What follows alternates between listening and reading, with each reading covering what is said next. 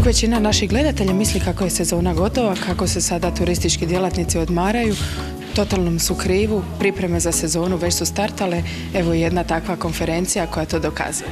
Pa, s obzirom da su privatni iznajmljivači stvarno jedan od najznačajnijih faktora uspjehu turizma Splitsko-dalmatinske županije, mi smo održali ovu godinu 9 edukacija u svim klasterima Splitsko-dalmatinske županije.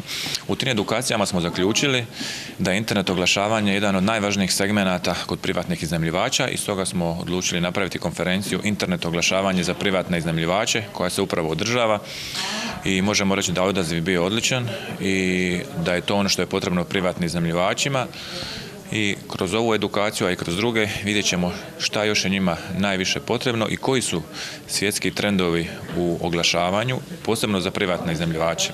Tako smo i ovaj put doveli House Trip, dakle jednog svjetskog oglašivača, kako bi naši privatni iznajmljivači što kvalitetnije se oglašavali na internetu. Da li se zna kako ide krivulja rasta ovih privatnih iznajmljivača, hoteljerstvo, eto tu smo malo stali, pogotovo ovdje u Splitu, što je sa privatnim iznajmljivanjem, da li još ima prostora za rast? Pa najveći rast se ove godine upravo dogodio u gradu Splitu, gdje imamo veliki broj na stotine i stotine privatnih iznajmljivača koji čekaju registraciju svojih apartmana kod državne uprave i mislimo da je Split stvarno postao hit i mislimo da će biti hit i sljedeće godine, što ne znači da ostatak županije isto tako nije rastao. Na primjer, Split je rastao preko 20%, a grad Makarska 18%. Dakle, imamo stvarno jedan veliki rast turizma u Splitsko-dalmatinskoj županiji koji možemo dobrim dijelom zahvaliti i kvalitetnom radu privatnih iznajmljivača. Da li nas čeka još ovakvih edukacija, još ovakvih konferencija?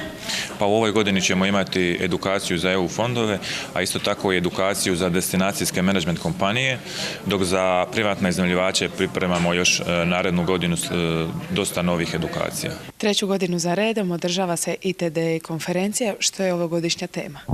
Tako je, znači ovo je 3. godina da u suradnji sa turističkom zajednicom Splitsko-dalmatinske županije organiziramo konferenciju. Ovogodišnje teme su online oglašavanje, internet marketing i upotreba društvenih medija. Znači uglavnom je sve usmjereno prema privatnim iznajmljivačima kako iskoristiti svoje turističke potencijale koje imaju. Što ljudi koji prvi put idu iznajmljivanje svojih apartmana, svojih stanova, o čemu moraju voditi računa? Klub iznajmljivača osnovan je 2012. godine, trenutačno broji oko 100 članova. Na našim web stranicama novi iznajmljivači imaju rubriku Savjeti za iznajmljivače gdje je preko 80 malih ili većih savjeta vezanih uz početak ili trenutačno stanje za iznajmljivače. S obzirom na veliki rast novih iznajmljivača u zadnjih 4 godine gdje je to naraslo za preko 200%, to je sa nekakvih 600 na 1300. Također broj kreveta je narastao za 4000 u zadnje 4 godine. Opravdano je da neki iznajmljivači su dosta kasno krenuli u sezonu te da nemaju nikakvog iskustva kako bi odradili sezonu do kraja. Sve više i više ljudi želi se baviti turizmom. Ja vjerujem da će sljedeće ljeto biti još određen broj iznajmljivača koji će se po prvi put na tržištu. Što im preporučiti? Što prvo napraviti kad krenu u iznajmljivanje? Preporučio bi da ako žele krenuti za sljedeću sezonu da krenu odmah sada jer se dozvola čeka do mjesec i po do 2 dana, tako da ne bi zakasnili u sezonu. Mogu se uključiti u naš klub gdje će dobiti informacije vezane za sami početak od dobivanja dozvola i potrebnih informacija u vezi dobivanja dozvola. Osim prirodnih ljepota i naravno našeg krasnog plavog mora, ono što turistima oduzima dah, to je definitivno naša domaća spiza. Upravo na tragu te teme i vaše današnje predavanje. Tu ste u pravu, ja se potpuno slažem s vama i u Agris klasteru u formi udruge je zapravo osnovan za potakne male poljoprivredne proizvođače i prerađivače hrane da se udruže i da kao takvi plasiraju svoje proizvode i na tržište. Međutim, ova tema današnja zapravo je vrlo interesantna jer trendovi turizma se bitno mijenjaju. Današnji turisti, za razliku od onih od prije 20-30 godina, puno više traže od turizma, žele doživjeti lokalnu kulturu, a kultura je između ostalog i sama hrana. Kao što ste rekli, imamo se čime tu pohvaliti i zapravo namjera je da u malim sredinama, pogotovo ruralnim i zaostalim sredinama, potaknemo tu proizvodnju ponudimo zapravo hoteljerima, malim iznajmljivačima i onima koji koji nude bed and breakfast, tako da ponude domaću hranu sa našim autoktonim receptima. Vi ste jedan od predavača danas. Na koju temu će biti vaše predavanje? Pa ja ću imati danas 2 predavanja.